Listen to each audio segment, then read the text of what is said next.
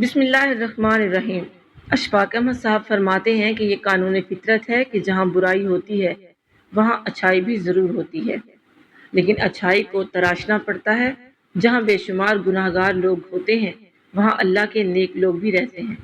گناہ کرنے والے چونکہ دکھائی دیتے ہیں، یعنی ہر خاص و عام کو ان کے کرتوت کا پتہ ہوتا ہے، اس لیے ان کی کثرت معلوم ہوتی ہے، جبکہ نیک بندہ اللہ کے ذکر و اذکار اور اپنی نیکی کو چھپانے میں لگا ہوتا ہے۔ لیکن یہ روز روشن کی طرح عیاں حقیقت ہے کہ جہاں بھی برائی ہوگی، برے لوگ ہوں گے، وہاں اچھے لوگ اور اچھائی بھی ضرور ہوگی۔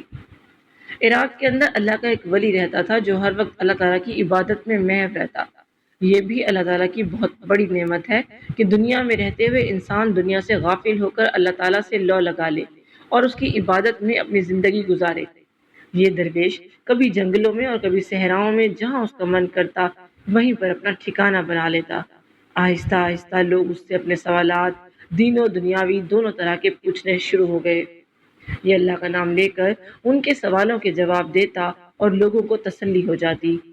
آہستہ آہستہ اس کی شہرت بڑھتی گئی، حتیٰ کہ پورے عراق میں یہ بات مشہور ہو گئی کہ ہمارے دین اور دنیاوی ہر لحاظ کے سوالات کا اس درویش کے پاس جواب موجود ہوتا ہے، اور اس کی شہرت چارسو پھیل چکی تھی۔ علاقے کا ایک تاجر نہ جانے کتنے سالوں سے اپنے من میں ایک سوال لیے پھرتا تھا۔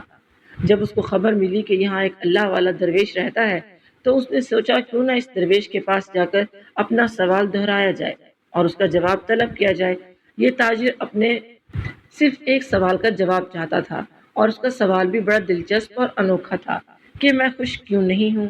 وہ 5 الفاظ کے اس سوال کی پوٹلی اٹھا کر درویش کی تلاش میں نکل کھڑا ہوا۔ درویش لنگوٹ باندھ کر جنگل میں بیٹھے اللہ کے ذکر میں مصروف تھے۔ اس نے سوال کیا، میں خوش کیوں نہیں ہوں؟ درویش نے سن کر قہقہہ لگایا اور اس سے پوچھا، تمہارے پاس سب سے قیمتی چیز کون سی ہے؟ تاجر نے جواب دیا، میرے پاس نیلے رنگ کا ایک نایاب اور بیش قیمت ہیرا ہے۔ درویش نے پوچھا، تم نے یہ ہیرا کہاں سے لیا تھا؟ تاجر نے جواب دیا، یہ ہیرا میری 3 نسلوں کی کمائی ہے۔ میرے دادا حضور جو کماتے تھے وہ اس سے سونا خرید لیتے تھے۔ دادا اپنا سونا میرے باپ کو دے گئے، باپ نے جو کمایا انہوں نے بھی اس سے سونا خریدا اور اپنا اور اپنے والد کا سونا جمع کر کے میرے حوالے کر دیا۔ میں نے بھی جو کچھ کمایا اسے سونے میں تبدیل کیا۔ اب 3 نسلوں کا سونا جمع کیا اور ان سے ہیرا خرید لیا۔ درویش نے پوچھا، وہ ہیرا کہاں ہے؟ تاجر نے اپنی میلی کچیلی ٹوپی اتاری اور ٹوپی کا استر پھاڑا۔ ہیرا ٹوپی کے اندر سلا ہوا تھا۔ تاجر نے ہیرا نکال کر ہتھیلی پر رکھ لیا۔ ہیرا واقعی بہت خوبصورت اور قیمتی تھا۔ ہیرا دیکھ کر درویش کی آنکھوں میں چمک آ گئی۔ انہوں نے تاجر کی ہتھیلی سے ہیرا اٹھایا، اپنی مٹھی میں بند کیا اور ہیرا لے کر دوڑ لگا دی۔ تاجر کا دل ڈوب سا گیا۔ اس نے جوتے ہاتھ میں اٹھائے اور درویش کو گالیاں دیتے ہوئے ان کے پیچھے دوڑے۔ اس کی گالیاں اور اس کی بددعائیں درویش کے پیچھے پیچھے تھیں، اور ان دونوں کے دائیں اور بائیں گھنا جنگل تھا۔ درویش بھاگتے چلے گئے اور تاجر ان کے پیچھے دیوانہ وار بھاگتا رہا۔ یہ لوگ صبح سے شام تک بھاگتے رہے، یہاں تک کہ جنگل کے ایک حصے میں پہنچ کر درویش ایک برگد کے درخت پر چڑھ گئے۔ اب صورتحال یہ تھی، درویش درخت کے اوپر بیٹھے تھے، ہیرا ان کی مٹھی میں تھا۔ تاجر الجھے ہوئے بالوں، پھٹی ہوئی ایڑیوں اور پسینے میں شرابور اور تھکے ہائے جسم کے ساتھ درخت کے نیچے کھڑا تھا۔ وہ درویش کو کبھی دھمکی دیتا اور کبھی ان کی منتیں کرتا۔ وہ درخت پر چڑھنے کی کوشش بھی کرتا، لیکن درویش درخت کی شاخیں ہلا کر اس کی کوشش ناکام بنا دیتے۔ تاجر تھک گیا تو درویش نے اس سے کہا، میں تمہیں صرف ایک شرط پر ہیرا واپس کرنے کے لیے تیار ہوں کہ تم مجھے اپنا خدا مان لو۔ تاجر نے آؤ دیکھا نہ تاؤ فوراً ہاتھ باندھے اور درویش کی عظمت و خدائی کا نعرہ لگا دیا۔ درویش نے مٹھی کھولی، ہیرا تاجر کے پیروں میں پھینک دیا۔ تاجر کے چہرے پر چمک آ گئی۔ اس نے لپک کر ہیرا اٹھایا، پھونک مار کر اسے صاف کیا، ٹوپی میں رکھا اور دیوانوں کی طرح قہقہے لگانے لگا۔ درویش درخت سے نیچے اترے، تاجر کے کندھے پر ہاتھ رکھا اور فرمایا، ہم صرف اس وقت خوش ہوتے ہیں جب ہمیں کھوئی ہوئی نعمتیں واپس ملتی ہیں۔ تم اپنی طرف دیکھو، تم اس وقت کتنے خوش ہو، بلکہ تم کھوئی نعمتوں کو واپس پانے کے لیے غیر خدا کو خدا کہنے پر مجبور ہو گئے۔ تاجر نے اپنے قہقہوں پر توجہ دی، تھوڑا سا سوچا اور اس کے بعد پوچھا، حضور میں سمجھا نہیں، کچھ وضاحت کر دیں۔ درویش نے فرمایا، یہ تمہارے سوال کا جواب ہے۔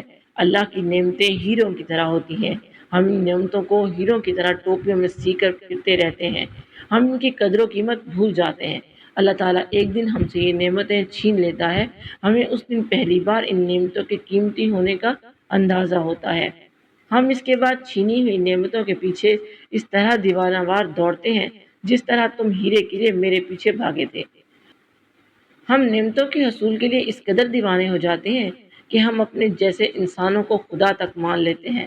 اللہ تعالیٰ کو پھر ایک دن ہم میں سے کچھ لوگوں پر رحم آ جاتا ہے اور وہ ہماری نعمتیں ہمیں لوٹا دیتا ہے، اور ہمیں جو ہی وہ نعمت دوبارہ ملتی ہے ہم خوشی سے چھلانگے لگانے لگتے ہیں۔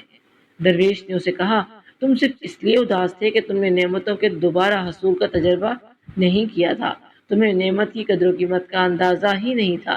تم اب جب ان نعمتوں کی قدر کا اندازہ لگا چکے ہو جو تمہارے پاس موجود ہیں، چنانچہ اب تم کبھی اداس نہیں ہوگے، تم خوش رہو گے۔ اشفاق احمد کہتے ہیں کہ ہمارے پاس اللہ تعالیٰ کی بے شمار نعمتیں ہیں، جن میں صحت اللہ پاک کی سب سے بڑی نعمت ہے۔ جب ہم بیمار ہوتے ہیں تب ہمیں اندازہ ہوتا ہے کہ صحت کتنی بڑی نعمت ہے۔ آپ بے شک دنیا کے امیر ترین انسان ہوں اور اللہ کی دی ہوئی ہر نعمت آپ کے پاس ہو، لیکن اگر آپ کے پاس صحت نہیں ہے تو یہ سب آپ کے لیے ایک مٹی کا ڈھیر ہے کہ تندرست شخص خربوں روپے کے مانند ہے، اور کسی بھی انسان کے لیے صحت سے بڑی کوئی نعمت نہیں ہے۔ لیکن ہم صحت جیسی انمول چیز کی قدر نہیں کرتے کہ ہر وقت سجدہ شکر بجا لائیں۔ باقی نعمتیں تو درکنار، اس کے علاوہ ہمارے پاس درجنوں اللہ پاک کی ایسی نعمتیں موجود ہیں کہ وہ ہم سے جب چھن جاتی ہیں، جب وہ ہم سے دور کر دی جاتی ہیں، تب ہمیں ان کا اندازہ ہوتا ہے۔ حضرت علی رضی اللہ تعالیٰ عنہ کے پاس ایک شخص آئے اور فرمایا، اے علی رضی اللہ تعالیٰ عنہ، میرے پاس دنیا کی تمام نعمتیں موجود ہیں، میرے پاس سب کچھ ہے، لیکن میرے پاس خوشی نہیں، میں ہر وقت اداس ہوتا ہوں، میری زندگی میں سکون نہیں ہے۔ حضرت علی رضی اللہ تعالیٰ عنہ نے فرمایا، اے شخص، زیادہ چیزوں کی طلب، زیادہ چیزوں کی چاہت انسان کو موجودہ نعمتوں سے بیزار کر دیتی ہے۔ تم اس وقت خوش رہ سکتے ہو جو تمہارے پاس اللہ تعالیٰ کی نعمتیں موجود ہیں، تم ان پر صبر کر لو، تم ان پر راضی ہو جاؤ۔ لوگ کہتے ہیں کہ موجودہ حالات میں ہر ایک شخص ڈپریشن کا شکار ہے۔ ڈپریشن ہوتی کیا ہے؟ لوگ خوش کیوں نہیں ہوتے؟ اس لیے کہ لوگوں میں شکر نہیں ہے۔ جو شخص حالت شکر میں نہیں وہ ڈپریشن کا مریض ہے۔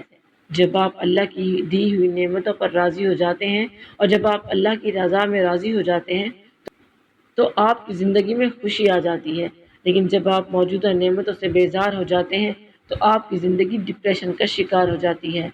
اشفاق احمد صاحب فرماتے ہیں کہ مجھے ایک اللہ والے نے میری جوانی کے دنوں میں مجھے ایک ایسی بات کہی جسے میں نے پلے سے باندھ دیا، اور میں آج بوڑھا ہو چکا ہوں، لیکن اس درویش کی کہی ہوئی بات میرے ذہن سے آج تک نہیں نکلی اور نہ ہی نکلے گی۔ انہوں نے مجھ سے کہا کہ ہر برائی، بے چینی، زندگی میں بے سکونی سے اگر بچنا چاہتے ہو تو کبھی زندگی میں زنا نہ کرنا، اور دوسرا تھوڑا ہو یا بہتا رزق حلال کھانا۔ دو کام کر لو گے، ساری زندگی کی اس دنیاوی اور اخروی ٹینشن سے پاک ہو جاؤ گے، کیونکہ جب آپ یہ دونوں حرام کام نہیں کریں گے تو آپ مطمئن رہیں گے اور اللہ تعالیٰ کے قرب کے حقدار ٹھہریں گے انشاءاللہ۔